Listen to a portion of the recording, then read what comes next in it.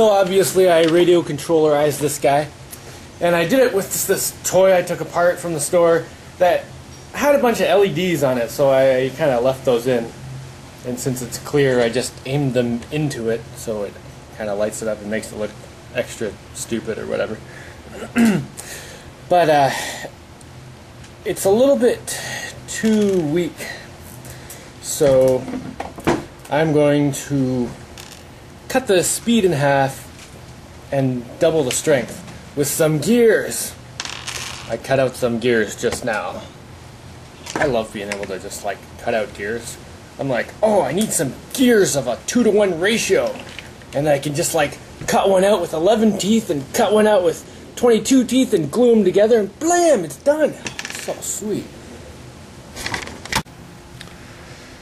I would have shown the whole radio controllerizing of things, but I've already done a video on that before. Here's the circuit board, and I use my own battery cases that I got from something else. I'll probably cut those out of poly or whatever the stuff, acrylic, in the future, but for this one, you know, it wasn't necessary. And then here's the little LEDs glued in place. Ooh, very exciting. It didn't really come with a switch, this radio controlled toy. I mean, it came with a switch, but it was a really crappy one, so right now there's no switch. I just stick the battery in and it's on, and then disconnect the battery and it's off. I'll put a switch in later.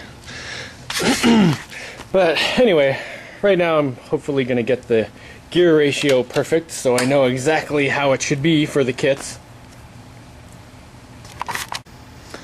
Oh, and I also printed out some of these. Very exciting. Every once in a while I like to do something that's just like easy to get to work. Like, it's just one piece. It just works. There's no moving gears and things that can get stuck and broken and electronic wires that can come disconnected. It's just a thing, and that's it. Okay, got the circuit board out of the way. Luckily I was smart enough to use the holes and some screws and actually screw it in place. Oh, and I made those screw holes by first screwing holes and then heating up the screws with a lighter and then drilling them into it, you know, to melt threads, which probably isn't recommended, but anyway, I did it. Alright, so I'm going to try to put this gear right down here somewhere, so it'll touch this one, and I'll have to move the motor this way a little bit, so I guess I have to disconnect it. It's glued in place with crazy glue, but if I grab it with the pliers I should be able to rip it out. Okay, got that sucker loose. I guess I got too much crazy glue in the lid area, so when I unscrewed it, it ripped the whole nozzle thing off. Darn it. I'll just have to get it out like this.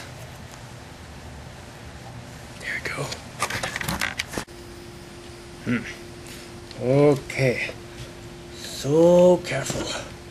Only get one chance to not screw it up.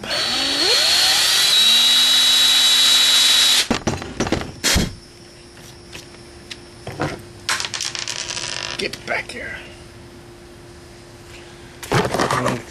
See if that's lining up. That looks about right. Okay, good hole. Okay, there's one side of the hole. Oh no, I dropped my gear again. I'm dropping these things. Jeez. Okay, got my gear back.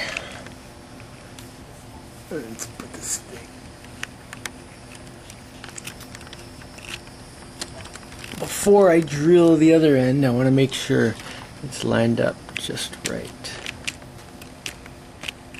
Yeah, that looks about right. Like the camera's sitting on a leg.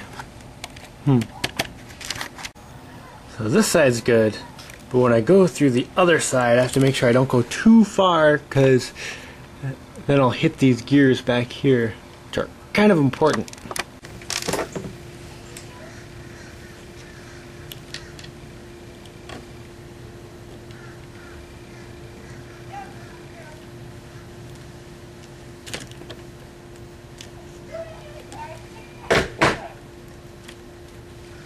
Excellent. Okay, looks pretty good. Yeah, nice and loose. Sweet. New and improved motor position. I suppose I can screw the electronics back in place, as if everything will just work perfectly. And the thing I took apart to get the electronics has some grease in it.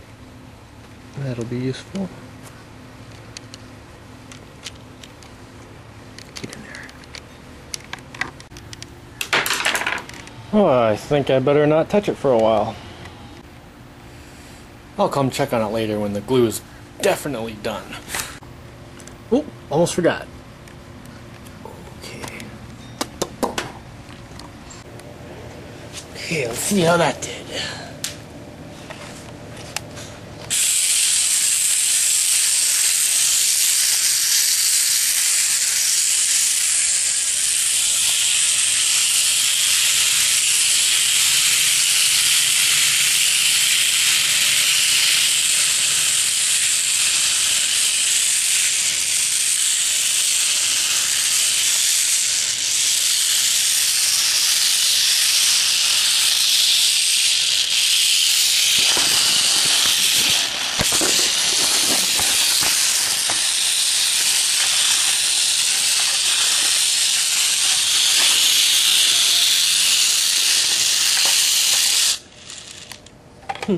Sweet! Now it's got plenty of strength to kick the camera around and stuff.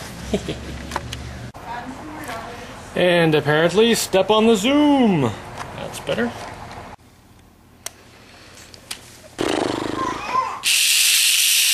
Oh, it's so nice and stuff just works. Yeah, I've been like wrestling with it for a while, and gears were sticking, and blah blah blah, and then it wasn't strong enough. Now all I have to do is push the button, and it works. So nice.